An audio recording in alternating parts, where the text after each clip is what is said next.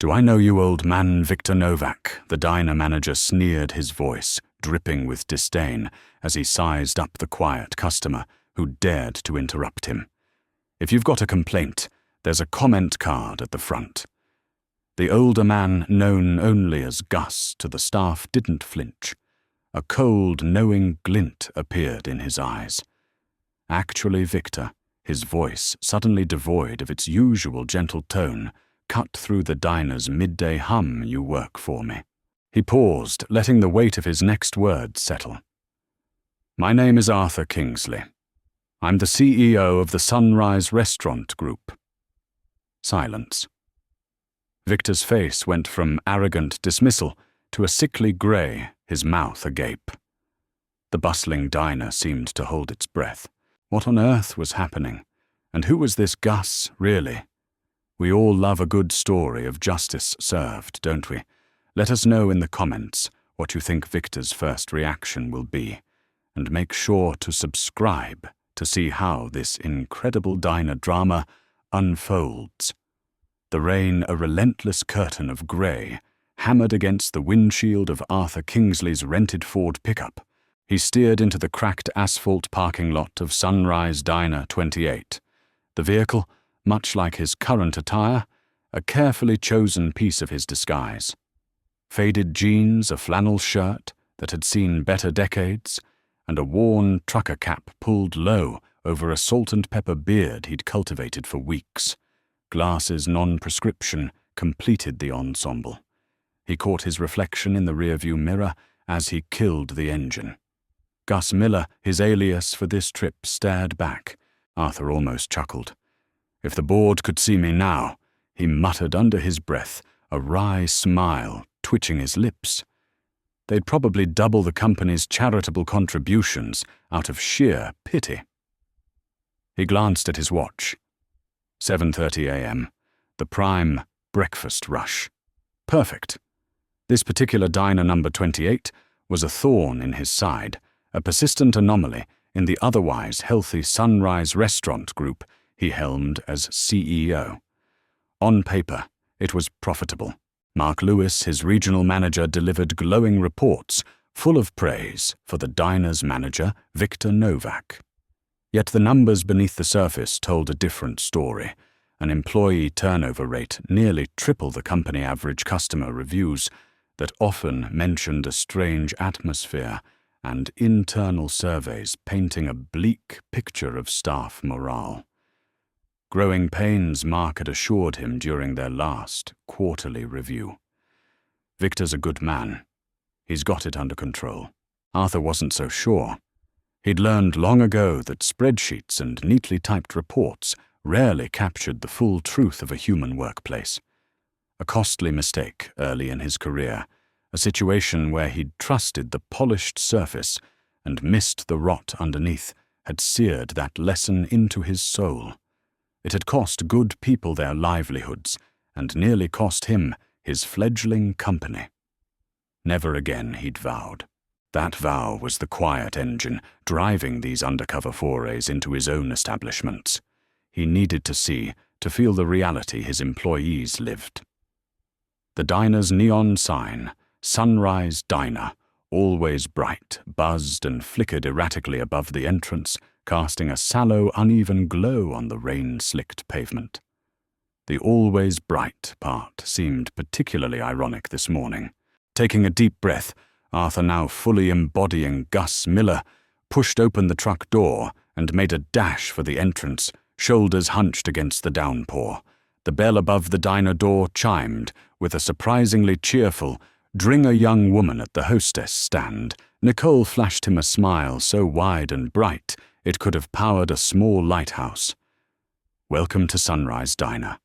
Just one today, hon." Her voice was a cascade of sugary enthusiasm. "Just me," Gus rumbled, trying for a world-weary tone.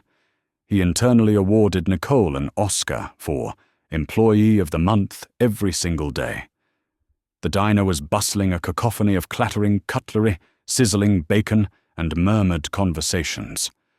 Gus scanned the room. His eyes quickly picked out two servers who seemed to be experts in energy conservation. One, a young man with a perpetually bored expression, later identified by his name tag as Kyle Novak, was leaning against a counter, idly scrolling through his phone. Another Kevin was engaged in a remarkably thorough, almost artistic cleanup of a tiny imaginary spill on an already clean table, successfully avoiding eye contact with a booth of waiting customers. Gus made a mental note, thinking, young Kevin there seems incredibly dedicated to floor hygiene. Pity about the actual customers.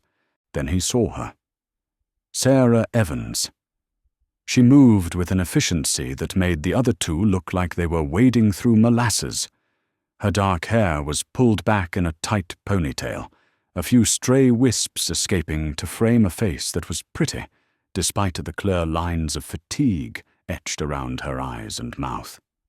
She juggled a tray laden with plates, navigated a near collision with a wandering toddler, and offered a tired but genuine smile to an elderly couple all within the span of 10 seconds. There was a quiet dignity about her, a resilience that shone through the evident exhaustion. A man with a well-rehearsed smile and overly slicked-back hair emerged from the kitchen doorway. Victor Novak, the manager. He clapped Kyle on the shoulder. "Good to see you keeping things in order, Kyle." "That's my boy." Then his eyes swept over to where Sarah was meticulously setting down a complicated order. "Sarah, table 7 needs their check, and make sure those coffee refills are prompt today, eh? We want happy customers." His tone was superficially pleasant, but Gus detected an undercurrent, a subtle pressure that seemed specifically directed. Gus was seated in Sarah's section. She approached, notepad in hand. "Morning." "Coffee." Her voice was low, a little rough, as if she hadn't quite cleared the sleep from it yet. "Please," Black Gus said. He watched her pour her movements, economical, precise. He ordered a standard breakfast, the kind of meal Gus Miller would eat. As he sipped the surprisingly decent coffee, perhaps not rocket fuel, but it'll do, he mused. He observed the dynamics. Kyle Novak, he quickly realized, was Victor's nephew. The manager frequently steered the better tipping parties towards Kyle's tables, leaving Sarah to handle more of the smaller, more demanding ones. Then it happened. A family at a nearby table clearly pleased with Sarah's attentive service, despite the rush left a generous cash tip directly on the table as they departed. Sarah was busy at the POS system. Gus watched his senses suddenly on high alert as Kyle Novak, with a swift, practiced movement, ambled past the uncleared table and palmed the cash, slipping it into his own apron pocket. His face was a mask of nonchalance. Sarah turned, expecting to clear the table and retrieve her earnings. She paused, her eyes darting from the empty tabletop to Kyle, who was now animatedly chatting with Victor near the kitchen pass, both of them sharing a laugh. A flicker of something, anger, despair, understanding, crossed Sarah's face. It was there and gone in an instant, replaced by a carefully blank expression. Victor, noticing Sarah's hesitation, glided over. "Something wrong, Sarah?" he asked, his voice smooth as butter. She shook her head slightly, her gaze dropping. "No, Mr. Novak. Nothing. Good girl. Let's keep those tables turning." He gave her a pat on the arm that seemed more a gesture of ownership than encouragement. Gus felt a familiar knot tighten in his stomach. The casual cruelty, the blatant theft, Victor's smooth cover-up. It was a microcosm of the kind of insidious rot he'd vowed to fight. He finished his meal, his appetite gone. When Sarah brought the check, her smile was firmly in place, but her eyes couldn't hide the weariness. Gus placed a $50 bill on top of the check, far more than the meal warranted. "Keep the change, darling," he said, his voice deliberately gruff. Service was noteworthy. As he walked towards the door, he glanced back. Sarah was looking at the 50, then up at his retreating back, an expression of stunned gratitude, warring with a deep, familiar hopelessness. It was a look that solidified Arthur Kingsley's resolve. This wasn't just growing pains. This was a sickness, and Gus Miller, or rather Arthur Kingsley, was about to become the cure. Trust a fragile seed often seeks the most unassuming soil. In the tired eyes of a waitress named Sarah, Arthur Kingsley, disguised as Gus Miller, hoped to find fertile ground. But secrets once disturbed have a peculiar way of fighting back, and the shadows in Sunrise Diner 28 ran deeper than the morning coffee. Over the next week, Gus Miller became a semi-regular fixture at one of Sarah Evans's tables during the less frantic mid-morning lull. He'd nurse a coffee, maybe order a slice of pie he barely touched, and offer quiet, observant companionship. He'd share a carefully vague anecdote or two about long-haul driving, deliberately peppering his speech with some slightly outdated trucker slang he'd researched. Once he'd tried a particularly colorful phrase about chasing the white line, only to use it in a context that made Sarah momentarily pause, her order taking a small, amused smile playing on her lips before she gently corrected him. "I think you mean you were tired, not that you were actually. Well, never mind." Gus had chuckled a low rumble in his chest. "Shows what I know. Been a while since I was a knight of the road, I guess." That contrived awkwardness surprisingly seemed to lower her guard more than any smooth talk could have. He listened more than he spoke, his gaze, though filtered through the persona of Gus, holding a genuine empathy Arthur rarely allowed himself to show so openly. He'd seen the weariness in her, the way her shoulders sagged when she thought no one was looking, the forced brightness of her customer service smile. He might casually mention having seen hard times himself, or witnessing unfairness in other places, a subtle echo of the convictions that fueled his current mission, careful not to reveal an ounce of his true status. Slowly, cautiously, Sarah began to talk. At first it was just small things, the frustration of a broken coffee machine, the rudeness of a particular customer, the general exhaustion of working double shifts. But as Gus listened patiently without judgment, the dam of her reserve began to crack. It's not always fair here, you know," she said one rainy Tuesday, her voice barely above a whisper as she refilled his coffee. "Some people seem to get all the good tables, the easy shifts." She glanced nervously towards the manager's office. "And the tips? Sometimes they just don't add up." Gus nodded slowly. "Happens in a lot of places, I reckon. Folks in charge sometimes look out for their own." That seemed to open a floodgate. Perhaps it was the anonymity of talking to a stranger, someone just passing through, or perhaps it was the desperate need to voice the injustice that was slowly crushing her spirit. She told him about Victor Novak and his nephew Kyle. How Kyle would brazenly take cash tips, left for other servers, especially her. How she suspected Victor manipulated the electronic tip-out system, though she didn't know the mechanics, only that her share often felt suspiciously light, especially on days when she knew she'd served a lot of generous customers. "I try to keep track," she confessed, her eyes glistening with unshed tears, "but it's hard." "And who do you complain to Mr. Novak? He just says I'm mistaken, or that I need to manage my customer interactions better to encourage generosity." As if it's my fault. She took a shaky breath. "I need this job, Gus. My mum, her medical bills aren't cheap. And my little brother, he's smart, really smart. I'm trying to help him save for college. But some weeks," her voice trailed off the unspoken words, hanging heavy in the air. Arthur felt a cold anger, familiar and sharp, clench in his chest. This was the human cost of the discrepancies he'd seen on paper, the human face of the numbers that didn't add up. This was Sarah struggling to keep her head above water, while vultures pecked away at her meager earnings.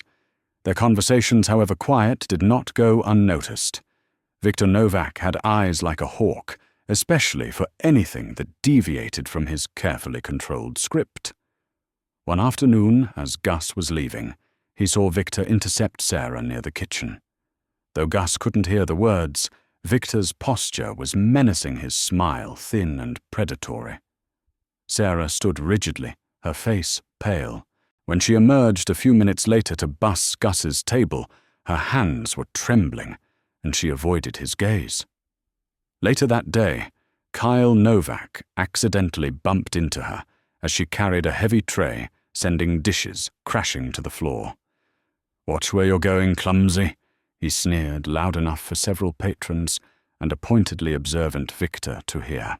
Sarah, her face flushed with humiliation, and unshed tears, merely bent down and began picking up the pieces, her lips pressed into a tight white line. Gus saw the raw fear in her eyes, but also a spark of defiance in the set of her jaw. She didn't apologize, didn't break down. She endured. This was her difficult choice, a silent battle waged daily to endure the indignity, the theft, because the alternative was unemployment and an even more desperate situation for her family. She hadn't completely broken, not yet. That evening, Arthur Kingsley sat in his sterile hotel room. The Gus Miller disguise shed the weight of his CEO responsibilities settling back onto his shoulders. The image of Sarah's trembling hands, her quiet endurance in the face of such blatant bullying replayed in his mind. He picked up his secure phone and dialed a number he knew by heart. "Eleanor," he said, his voice devoid of any Gus Miller warmth, replaced by the cool command of Arthur Kingsley. "I have a situation at Sunrise Diner number 28. I need a preliminary, and I mean absolutely discreet, look into their financials. Focus on Viktor Novak. And Eleanor, be careful. There are good people there who could be at risk." 2 days later, Eleanor Vance called back. Her voice was grim. "Arthur, your instincts were as usual spot on. The preliminary numbers are troubling. There are significant discrepancies between reported cash sales and deposits, especially on shifts primarily covered by Viktor Novak and his nephew Kyle. We're seeing a pattern of unusually high, voided cash transactions when Kyle is on the register. And Sarah Evans, her reported cash tips are statistically improbable on days she logs high credit card tips. It's almost as if someone is specifically targeting her earnings." She paused. "And further, Arthur, it seems our friend Mark Lewis did receive several anonymous complaints about this location over the past year. Each one was closed out with insufficient evidence, or issue resolved locally. It looks like Viktor might have had an umbrella." Arthur listened, his jaw tightening. This wasn't just petty theft. It was systematic, calculated, and potentially covered up from higher up the chain than he initially suspected. The whispers in the dark were coalescing into a roar, and the stakes had just been raised considerably. He knew then, with a chilling certainty, that his visit as Gus Miller was far from over. It was just beginning. A web of deceit, spun with threads of greed and fear, was beginning to unravel within Sunrise Diner 28. But Arthur Kingsley knew that catching the spiders responsible would require more than just pulling at loose ends. It demanded a meticulously laid trap, baited with truth and sprung with precision. Eleanor Vance, Arthur's head of internal investigations, was a woman who thrived on precision. Her hand-picked team mirrored her own sharp intellect and unwavering dedication. Daniel Park, a wunderkind with data, could make spreadsheets sing confessions. Sophia Chen, with her chameleon-like ability to blend in, and an uncanny knack for getting people to talk, handled the human element. Within hours of Arthur's call, they were submerged in the digital and paper trails of Diner 28. Our Mr. Novak isn't exactly a criminal mastermind, is he? Daniel commented to Sophia a few days into the deep dive, pointing at a particularly clumsy alteration in a scanned inventory report. He'd found several instances where high-value items like premium steaks and expensive coffee blends were marked as spoiled or damaged at a rate far exceeding company averages, yet customer complaints about food quality or availability were surprisingly low. It's more like he's borrowing from the company pantry with the accounting skills of a hungry teenager. Sophia, reviewing her notes from discreet inquiries with recently departed staff, nodded. And his nephew Kyle isn't much better with his digital footprint. Multiple cash transactions, accidentally, voided on his shifts always right after a large cash payment. Almost like he thinks the delete key makes money invisible. She added, "The ex-employees I've managed to reach. They all paint the same picture. Victor rules by fear and favoritism. Question him, and your hours get cut, or you're suddenly on permanent toilet cleaning duty." One poor girl said he joked about her immigration status when she asked about missing tips. The team methodically pieced together Victor and Kyle's modus operandi. It was a two-pronged attack on the diner's revenue and its staff's earnings. Cash tips, as Gus had witnessed, were brazenly stolen. Credit card tips were more subtly siphoned, likely through administrative overrides in the POS system, reallocating percentages away from deserving servers like Sarah and into a pool Victor controlled or directly to Kyle. The voided cash transactions Daniel had flagged were another blatant avenue for skimming directly from the till. Eleanor's updates to Arthur were grimly illuminating. Mark Lewis's oversight, or lack thereof, is a significant part of the problem she reported during one of their encrypted calls. His investigations into previous complaints about Diner 28 were, to put it mildly, perfunctory. He essentially took Victor Novak at his word each time. We need to determine if Mark is merely incompetent, easily manipulated, or if there's something more deliberate at play. That's a separate thread we'll need to pursue once this immediate fire is out. Arthur felt a familiar frustration. A chain was only as strong as its weakest link, and Mark Lewis was looking increasingly like a liability the Sunrise Group couldn't afford. But for now, Victor Novak was the primary target. There was no hint of external pressure on Victor, no sob story of debts or desperation, just a growing picture of a man consumed by arrogance and an entitled belief that he could outsmart the system, that the employees beneath him were simply tools for his enrichment. Back at the diner, Gus Miller continued his quiet vigil. Each observation was now overlaid with the damning information Eleanor's team was unearthing. He saw the smug confidence in Victor's eyes as he loudly praised Kyle for upselling a customer on dessert, knowing full well Kyle would likely pocket a portion of the cash payment. He noticed the almost imperceptible flinch from Nicole, the usually sunny hostess, when Victor passed too close behind her. The air in the diner to Gus felt thick with unspoken anxieties and suppressed resentments. During one visit, Sarah seemed particularly strained. When Gus asked if she was all right, she just shook her head, forcing a watery smile. "Long week, Gus?" "Just a long week." He wanted to tell her that help was coming, that the injustice wouldn't last. Instead, he just said, his voice imbued with a sincerity he hoped she'd feel. Sometimes, Sarah, even the longest weeks come to an end, and sometimes things have a funny way of working themselves out for the better. She looked at him, then a flicker of something unreadable in her eyes. Hope, perhaps, or just the desperate wish for his words to be true. The time for observation was ending. The time for action was rapidly approaching. Arthur and Eleanor, along with Daniel and Sophia, meticulously planned the sting. They needed irrefutable real-time evidence that would leave Victor Novak no room to maneuver. "We'll use their own system against them," Eleanor explained. We've identified how Victor manipulates the new customer loyalty card sign-ups. He charges a cash fee, pockets it, and never actually registers the card or uses a dummy account. Sophia will go in as a customer, order a substantial meal during a peak time when Sarah is serving and Kyle is also active. She'll specifically ask to sign up for the loyalty card and pay the fee in cash. Daniel added, "I'll be monitoring the PIOS and the loyalty system database in real time from our mobile unit nearby. If that cash doesn't get logged, or if he tries any tip manipulation with Sophia's payment for the meal itself, we'll have him. We'll also have a clear visual if Kyle tries to pocket any of the cash from the meal payment." Arthur nodded. "I'll be inside as Gus.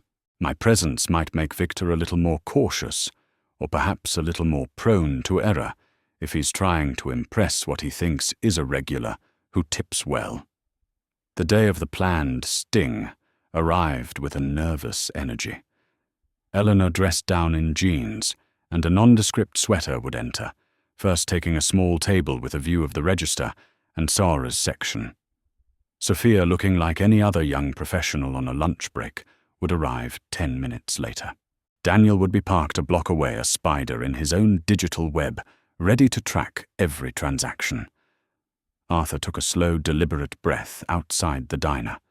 As Gus Miller, he adjusted his cap, his gaze sweeping over the familiar flawed facade of Sunrise Diner 28. The rain from his first visit had given way to a pale, uncertain sunlight, but the atmosphere inside he knew was still heavy with unspoken storms.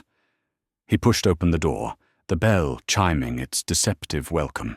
The trap was set. All they had to do now was wait for the spiders to walk into it. The stage was set. The players, mostly unknowing, moved to their marks within the fluorescent hum of Sunrise Diner 28.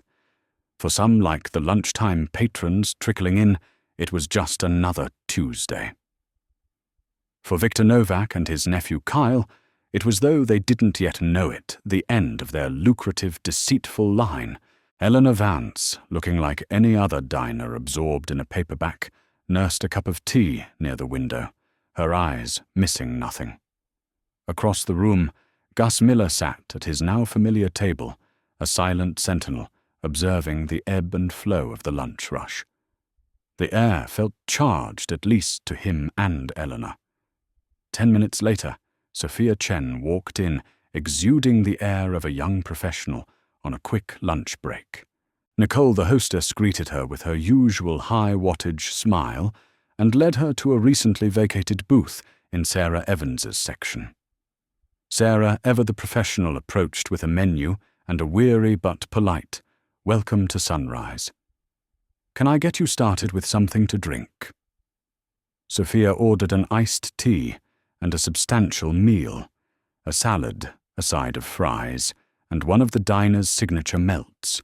As Sarah jotted it down, Sophia smiled brightly. "Oh, and a friend told me you have a great customer loyalty card. I'd love to sign up, if it's not too much trouble." Sarah's pen paused for a fraction of a second. "Oh, certainly. For the loyalty card, you'll need to see Mr. Novak, our manager, or sometimes Kyle handles those."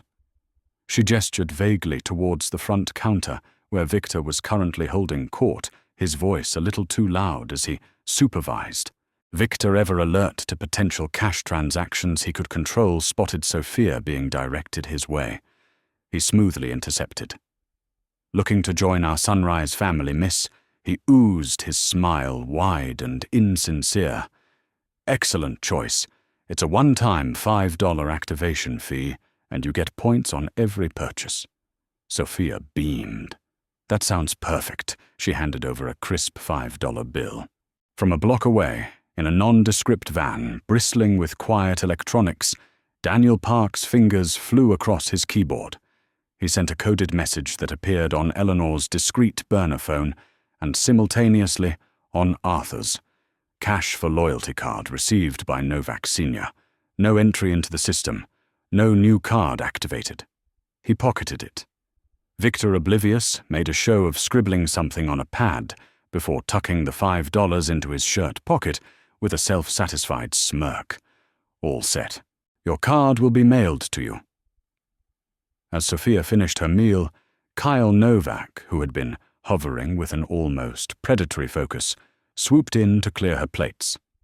Sophia placed her credit card in the billfold. Service was great, thank you, she told Sarah, who offered a tired smile in return. Sarah took the billfold to the POS. Daniel was already tracking it. Credit card transaction processed. Tip amount entered. Monitoring allocation. It was then that Arthur, as Gus saw it, the small, almost imperceptible freeze from Sarah. She was at the POS station, her back mostly to the diner, but Gus caught the slight hesitation in her shoulders, a momentary rigidity, as Victor leaned in, close murmuring something to her while gesturing at the screen. Her face, when she turned away, was carefully blank, but Gus recognized the familiar shadow of fear and resignation in her eyes. It was the same look he'd seen before, the one that had solidified his resolve. The diner's lunchtime hum continued a soundtrack to the simmering deception. Victor was now jovially recounting some story to Kyle by the coffee station, both of them laughing. This was the moment.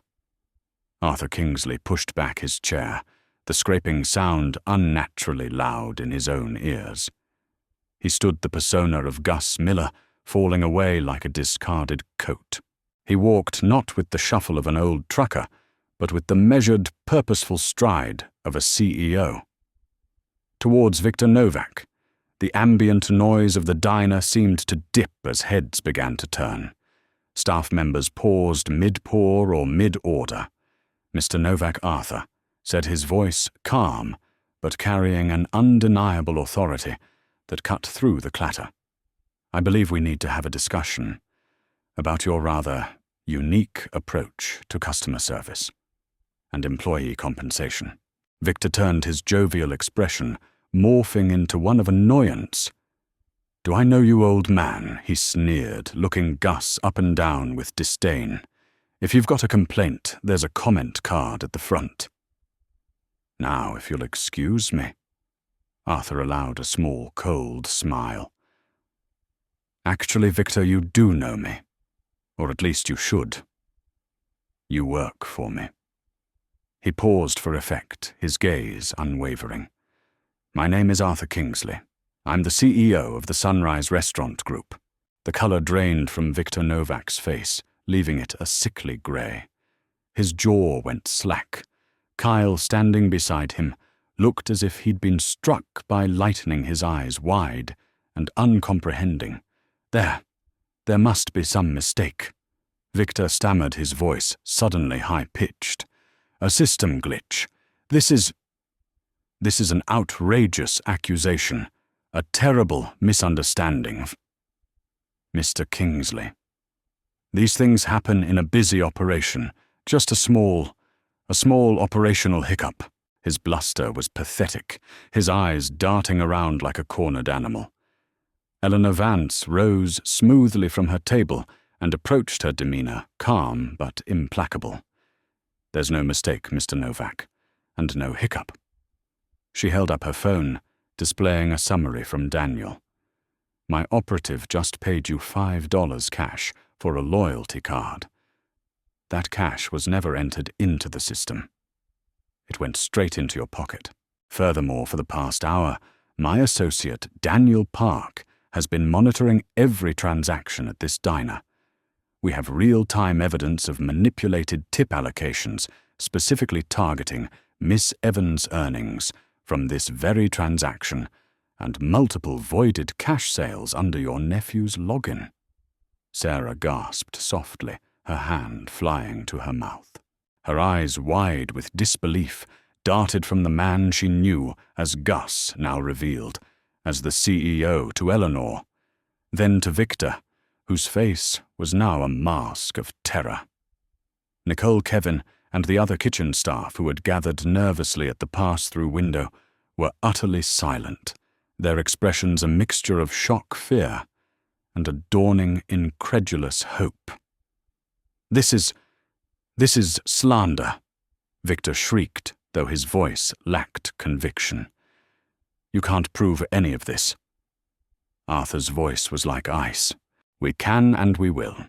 Mr. Novak and you, Kyle Novak, you are both suspended, effective immediately pending a full investigation, which frankly I suspect will lead to termination and potential legal action. Please collect your personal belongings. 2 gentlemen from our corporate security team are waiting by the door to escort you from the premises." As if on cue, 2 large, impassive men in plain business suits entered the diner. Victor Novak seemed to deflate all the fight going out of him. Kyle looked like he was about to be sick. Without another word, under the stunned gaze of their now former colleagues and a handful of bewildered patrons, they were led away. A heavy, ringing silence descended upon Sunrise Diner 28. Arthur Kingsley looked around at the faces of his employees. He saw the fear still lingering, the profound uncertainty. But in Sarah's eyes, as she stared at him, he saw a fragile, luminous relief. The weight of it all settled on him. The blatant theft, the culture of fear, all happening under his watch within the company he'd built. His systems had failed. His trust in certain regional managers had clearly been misplaced. The vow he'd made years ago to never again let his employees suffer due to managerial negligence or corruption echoed in his mind. He had work to do, much work. This was not just about one corrupt manager. It was about ensuring such a thing could never take root so deeply again. Sarah Evans, pale, but with a newfound steadiness in her stance, took a hesitant step forward. Her voice, when she spoke, was quiet, but carried through the silent diner. "Mr. Kingsley." "Gus." She began, her gaze fixed on him. What happens now? To us, to this place?" Her question, laden with 100 unspoken fears and a sliver of desperate hope, hung in the air.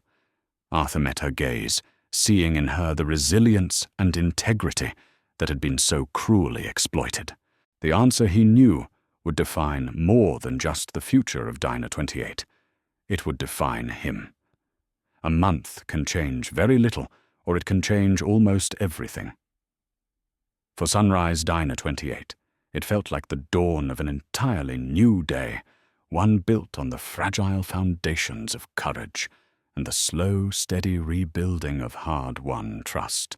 Arthur Kingsley, dressed in a simple but well-tailored suit, pulled his own car, a modest sedan, not the CEO's usual limousine, into the familiar parking lot of Diner 28. The neon sign he noted with quiet satisfaction now burned with a steady, unwavering light. The faded paint on the window frames looked fresh, and the wilting flower boxes by the entrance had been replanted with cheerful, vibrant pansies. Small changes, perhaps, but they spoke volumes. He opened the diner door, the bell chiming as it always had. But the atmosphere inside was palpably different. The frantic, underlying tension he'd sensed as Gus Miller was gone, replaced by a calm, productive energy. Staff members moved with purpose, certainly, but also with smiles that reached their eyes. Nicole at the hostess stand looked up, and her usually bright greeting was now suffused with a genuine warmth. "Mr. Kingsley, welcome back. It's good to see you." A moment later, Sarah Evans approached. She wore a manager's name tag pinned neatly to her blouse. The lines of exhaustion around her eyes had softened, and she carried herself with a newfound confidence that was truly striking. There was still a quiet humility about her, but it was now layered with the assurance of someone who knew her worth. "Mr. Kingsley," she said, extending her hand, "please come in." "Would you like a table?" Sarah Arthur replied, shaking her hand warmly. "It's good to see you. And yes, a table would be lovely if you have a moment to join me for coffee." As they settled into a booth, Sarah chuckled softly. "It's been quite a month. My first week as manager, I think I nearly salted the pancake batter instead of adding sugar. Luckily, old Mr. Henderson from Table 5 took it in stride, said it was the most interesting breakfast he'd had in years, and actually asked for it again. The next day, Arthur smiled. The path to good management is paved with interesting breakfasts, I hear. He looked around. Things feel different, Sarah. Better. They are, she affirmed, her gaze sweeping proudly across the bustling diner. She pointed to a discreetly placed digital screen near the kitchen pass. That's the new transparent tip pooling display. Everyone sees what comes in, everyone knows the daily tally. No more guesswork, no more suspicion. She gestured towards the POS station. And the financial summaries you helped us design, even Kevin understands them. Speaking of Kevin, Arthur noticed him efficiently clearing a table and even offering a pleasant word to the departing customers. A small miracle in itself. The new training programs have made a huge difference, too, Sarah continued, focusing on respect, clear communication. It's amazing how much better people work when they feel valued, when they know their concerns will actually be heard. Arthur nodded. The revamped anonymous reporting hotline is already proving its worth across several regions. Eleanor Vance's team is now empowered to investigate thoroughly and quickly. No more sweeping things under the rug. He added, his tone more serious. Mark Lewis is no longer with the company. We need leaders at every level who are committed to our employees' well-being, not just the bottom line. The positive impact was evident. Staff chatted easily with one another, laughter occasionally bubbling up from the kitchen. Customers seemed more relaxed, their conversations flowing more freely. People feel safe now, Mr. Kingsley, Sarah said, quietly. They feel like they matter. That's the biggest change. That's what you gave back to us. Arthur felt a warmth spread through him, a satisfaction far deeper than any quarterly profit report could provide. You, Sarah, and the others who spoke up even indirectly through your hard work and integrity under difficult circumstances. You're the ones who truly made this change possible. You reminded me what this company is supposed to be about. He leaned back, a thoughtful expression on his face. You know, next time I feel the urge to go undercover to check on a diner, Sarah, I think I might just call you for some acting lessons first. My Gus Miller clearly needed some work, especially with the trucker slang. Sarah laughed, a genuine, light-hearted sound that echoed the diner's newfound optimism. I think Gus did all right, Mr. Kingsley. He was a good listener.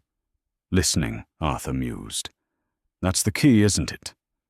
He looked out at the diner, at the ordinary people working hard, treating each other with decency. This isn't just about Diner 28, Sarah. This is a commitment we're making across the entire Sunrise Group. Eleanor's team is already looking into an anonymous tip from a small branch out in Arizona. The details are different, but the core principle is the same, ensuring every employee is treated with dignity and respect. He stood to leave, placing a generous tip on the table out of habit, though he knew now it would be distributed fairly. You have this place shining, Sarah. Thank you. Thank you, Mr. Kingsley, she replied, her eyes bright. For believing in us. For listening. As Arthur Kingsley walked out into the afternoon sun, he glanced back at Sunrise Diner 28. It looked much the same from the outside. Same sign, same building. But inside, everything had changed. It had changed because one brave waitress, pushed to her limit, had unknowingly poured out her frustrations to a disguised CEO, and because that CEO had chosen to truly see, to truly listen, and then to act.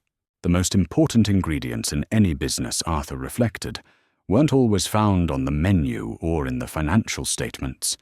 Sometimes they were the quiet courage of ordinary people, the integrity to do what's right, and the willingness of those in power to open their eyes and their hearts.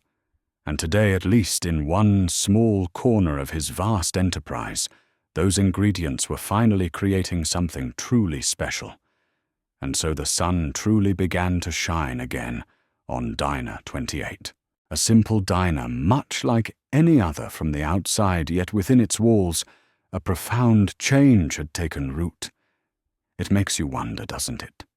How often do we overlook the quiet struggles or the silent integrity of those around us, simply because we aren't looking closely enough?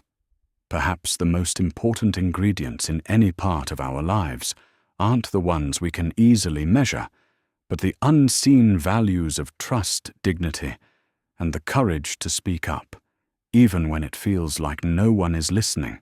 This story, born from a CEO's decision to truly see and a waitress's unwitting honesty, reminds us that one person can indeed spark a wave of change. It's a journey that has certainly left a deep impression on us, and we imagine it might resonate with experiences or hopes you hold too. What did you feel when Arthur finally revealed himself?